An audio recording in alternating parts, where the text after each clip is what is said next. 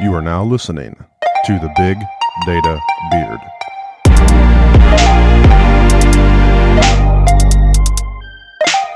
Welcome back to another episode of the Big Data Beard podcast. I'm Brett Roberts, your host for today, and with me is Kyle, who made the trek all the way across from the bigger pond from Australia to join us here. And we're actually in beautiful Washington at the Bellevue Microsoft campus.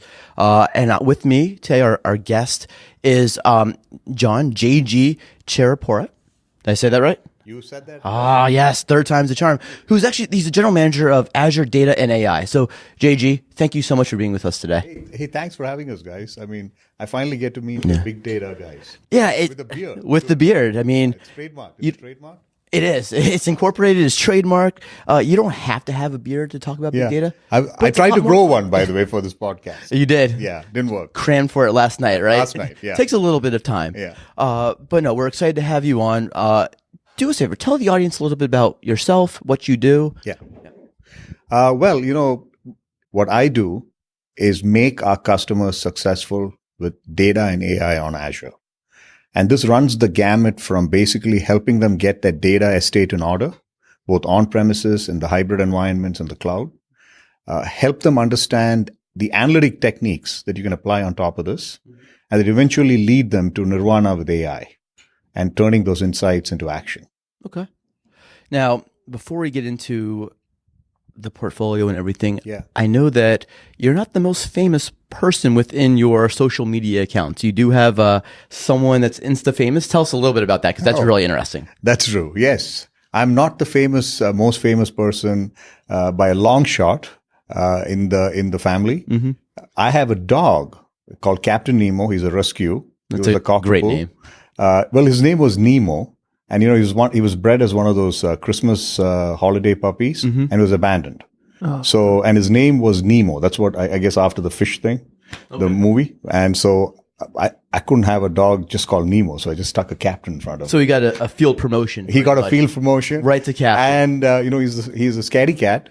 Okay. So I had to stick the word badass. So the handle is Captain Nemo Badass. And it's like 50,000 followers. Yeah, 50,000 followers. Oh, wow. My gosh. That's awesome. Yeah. But a lovable fellow. You know, every morning he wakes me up, jumps on top of my chest, sits there.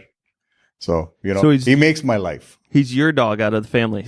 Oh, he's my dog, all right. He lies out. I mean, you know, the funny thing is when I sometimes, when I leave for work, my wife sends me a picture. He just sort of lies in front of the garage. And for hours, sometimes, just waiting for me to come back home. That's awesome. That's awesome. So shifting gears, getting back to what you're doing, let's talk a little bit about the portfolio and what Microsoft is offering to their customers, your customers, to help them get started with data, do great things with data, and then again, bridge the gap to move to AI. Yes. You know, there's a reason why we look at data and AI together. And it all begins with really understanding what a customer has and helping them understand what they have in terms of data. So it starts with on-premises, right? So, and on-premises, we have SQL Server. And if you followed the journey of SQL Server, it's no longer the SQL Server that was first released, I think, 25 years ago. It is much more capable. It runs on Linux. It has big data capabilities coming in. And it helps them to manage their data estate on premises, I'm sorry. And then from there's a ton of data assets in the cloud for customers that choose to adopt data according to their own choice. For SQL Server customers, there's SQL DB, there's Postgres, there's MySQL, there's our famous NoSQL database called Cosmos DB. From there, we've got a set of analytics offerings. We've got Hadoop in the cloud in the form of HD Insight. We've got Databricks that allow you to do Spark on data, SQL Data Warehouse. And from there, we lead them to machine learning and AI through cognitive services, Azure Machine Learning, and things like knowledge mining. So it's a big portfolio, but it's carefully curated and to really put the story together. Yeah. Now, you guys, obviously, Microsoft is a massive company who has a lot of offerings, but you guys are also up against some competition for other cloud providers. What do you think sets you apart as Microsoft against the other providers? Yeah, there are, I would say, about three things that set us apart. compared to all the other cloud providers, what we have on premises, it's our hybrid value proposition. The reality is not everybody is a born in the cloud customer, right? There's a ton of data that's sitting on premises. There's data that can never move to the cloud because of GDPR or privacy or security restrictions. So we offer and we continue to invest in SQL Server in a fundamental way to ensure that we never leave those customers behind. The second thing that really sets us apart is the fact that we are built on trust. Trust and security is vital to us. And Azure is the cloud with the most amount of security certifications and trust certifications compared to any other cloud. And the third thing is it's the plethora of choice. We work very hard to make our customers successful. We'll never compete with our customers, right? And so that concept of openness and welcoming all sorts of partners to the cloud, helping our customers be successful with Azure, whatever technology they use, whether it's SQL Server or Postgres, we're committed to the journey with them. That's really those are the three things that really set us apart to all the other clouds, Kyle. Yeah, and one of the things I've noticed is that you, to your point, you're not saying it's an all or nothing game, right? Yeah. You have options for on-prem. Yes. You have IaaS options. Yes. Then you have services that you can do in the cloud as well. Yeah. And I also think, can you talk a little bit about the three different options and how that provides almost a runway, so to speak, to kind of be successful in the cloud or off premises? Yeah. So first, the way we see it is, so when you think about the Azure cloud, and this is probably true of any cloud, the core starts with network storage and compute. And then on top of that, you really start building advanced applications, do data management, analytics, AI, and things like that. But just to your point, I think let's take a SQL Server customer. Let's say they want to utilize the cloud. It is up to me to provide the most amount of options to them in their migration and modernization journey. So somebody might come and say, hey, listen, all I really want to do is move to infrastructure as a service and put the SQL Server in a VM. Absolutely. We'll let you do that. We, in fact, have programs that make it financially much more attractive than any other cloud to make the transition in a much more easy fashion. And that example is Azure Hybrid Benefit for SQL Server. If they say they want to modernize it, which means lift it, shift it, and change it, we give them, essentially two options there. There's easy lift and shift into SQL database managed instance. No code changes are required. All you do is you pick it up, drop it into managed instance. It's instantly modernized. You don't have to worry about server versions. You don't have to worry about patches, nothing. If you want to rewrite it as a as a SaaS application, you'd use something like Elastic Pools, another destination inside SQL DB. That's just one example, right? So there is no tyrannical approach in how we think about this. We meet the customer where they are. We meet them according to their choice. And we say, what do you want? We will deliver, right? And we will meet you there. No, that's great. And that's really important. I think another thing that's really important is partnerships. Yes. And working with some of these third parties to help them, integrate into your platform. So can you talk about kind of what's Microsoft's position on partnering with other ISVs to kind of provide that full range of services and platforms or solutions for customers? Yeah. We are absolutely, we are clear-eyed about the fact that a customer has multiple choices with data management. There are NoSQL systems, just like there are relational systems. In the relational systems, we've seen the growth of things like Postgres and MySQL, right? So our goal really is to meet the customers where they are. And if you are, when you have that mindset, it's vital we bring the most important partners. As any partner, anybody who's interested in participating in the cloud journey with us, onto Azure. I'll give you some examples. We have HDI, which is, it is HD Insight. This is a full-featured managed Hadoop in the cloud. We also have co-sell agreements with Hortonworks and Cloudera. We coexist. We do not compete. We have Databricks, which runs as a first-party service. They are the founders of Spark, and they run as a first-party service in Azure, as Azure Databricks, fully integrated with our stack, fully integrated with things like Active Directory. We also have HDI Spark. We coexist. We do not compete. The list is endless. We have Elastic, right? We have a list of customers that on first glance, an open source company, why even partner with them? But the reality is that's not how we approach it. Azure is an open cloud, and we will forever be an open cloud. Yeah, I understand Databricks just went through Series E funding. Yeah. What do you see your strategy around Databricks for the next year, 6 months? Yeah, we will continue to do our best to make them as successful as possible in Azure and in the service of our customer. You know, when you think about machine learning and AI, there's a couple of things we see here. There's a set of customers that are coming to machine learning via the big data ecosystem, right? So you collect a ton of data, right? You've done your data warehousing and analytics there. Then you say that, hey, listen, I've got a whole bunch of data that I'm going to put in a data lake, right? And probably an HDFS compatible system. Use your favorite Hadoop engine on top of it. Spark and Kafka have sort of broken out in that world. And then they say, hey, I've got all this data. I've built my data pipelines. I think I want to use it for machine learning, right? Databricks fits so beautifully in that sort of nexus. Then there's a set of customers that come in and say, well, we are a bunch of developers. We're building apps and we like a much more code first environment. We've got and also a notebook environment, but, you know, code first, maybe a little bit of a low code environment.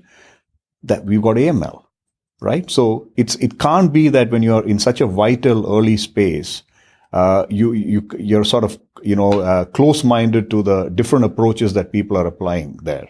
And we've got to meet our customers whether they come in this way or the other way. I love just coexist. I think that's huge. And I honestly think that's one of the biggest themes that we're going to see moving forward, where more and more organizations embrace the idea of we're not competing. Yeah. We're working with you, because customers aren't just going to go with one distribution or they're going to go with one company. They're going to spread it out. Yeah.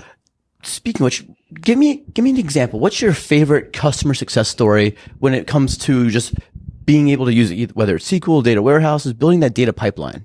Yeah. So I think one of my favorite examples is a company that engages in smart grid management, called eSmart Systems. If you haven't heard of them, they essentially specialize in troubleshooting and repairing downed power grids all over United States. And take Florida, for example. Unfortunately, always in the eye of the hurricane. Okay. And before eSmart Systems and their approach to it, a power line goes down, a grid goes down. You really have to troubleshoot. You'll have to let people wade in with their employees go in, figure out where it's down, do a bunch of troubleshooting. My favorite part of the story is how they've used data and AI and Databricks, in fact, to solve this problem. And what they do now is they now send out quadcopters, drones with cameras fitted, right? And these cameras are fitted with a machine learning model that essentially can tell the difference between a healthy grid and a down line and things like that. So they send it out over the affected area. The data is sent into the cloud, Azure, runs machine learning, understands exactly what's going on, and communicates back to headquarters saying that, hey, listen, you might want to send a set of technicians to, say, this road or this intersection because it looks like there's a down power line, right? Here is an example of a customer that's innovating in a way with cloud data and AI it's never been possible before, and doing it in a way that they are, profoundly affecting helping, customers as well as helping their employees. That's awesome. And so Kyle and I were actually very lucky to be out here for the Data and AI Immersion event this week. Did you enjoy it? Oh, it was amazing. And absolutely incredible. It was brilliant. I loved it. One of the things I love the most is the story around the drones and the windmills. Yes. And, because of the hazard and the time it takes to actually have a drone train a drone, physically around the windmill. You are creating the environment virtually. Yeah. You are then training the drone via your computer. Yeah. And then putting it into production. So I think that's a great story. That's a great thing. How is Microsoft enabling wider spread, training of AI capabilities? I think the thing is, we are on a journey in this area, just like our customers are. I would say we are still, there's the way I sometimes imagine AI and machine learning, it feels like we are in the early days of the internet. I still remember as a grad student, in the late 90s, undergrad in the late 90s. And, you could just literally visit only 12 sites. Okay. Just 12 sites. That's all there were, 12 sites. That's all you could go to. And here we are today. It is so essential. It's woven into every aspect of our lives. My children, have never lived in a world without the internet. I think AI, will be that transformative thing. So the lesson I learned then that I apply here today is that really not to stand in the way of great tech, put the right guardrails around it, around ethics around AI, around AI for good. Mm-hmm. But in general, let the technology mature and develop according to how our customers think about it versus how we think about it.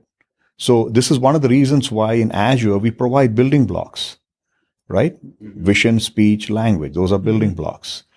We provide different machine learning approaches. And then we welcome customers to see what they can create on it. This is how eSmart is possible. This is why the example you see is possible.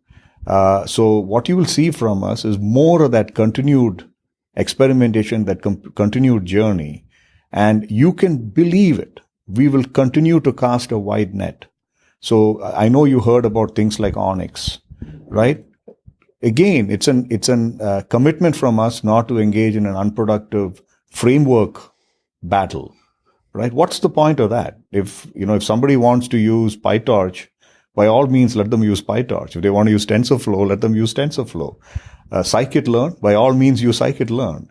What Onyx allows you to do is to basically, regardless of the framework you use, you can actually be productive across all of them, right? So that sort of unifying approach is what AI needs today. And that's what we are committed to providing. Yeah. Now, as customers are entering this AI journey, what are you seeing be the biggest challenge for customers? Is it data, education, tech? I think the first biggest challenge I see is there's a lot of froth, and froth comes with exciting as it is. It also comes with a lot of practical considerations that you have to work through. Mm-hmm. The first is actually to get that data estate in order, right? So, you've collected. If you take an average enterprise that we work with, they've collected data over the lifetime of that corporation, on premises, in the cloud, in various data lakes, in various systems. So getting that data under management and getting that right is really the first step. As boring as that sounds, unless you know what you have, how do you know what you can do with it? Wrangling is not easy. Wrangling is not easy. So that should be a T-shirt, by the way. Wrangling's not easy. I think that should be the the subtext, the tagline, the beard on your T-shirt. We could do that. Yeah. Trademark. Version 2. Yeah, that's awesome.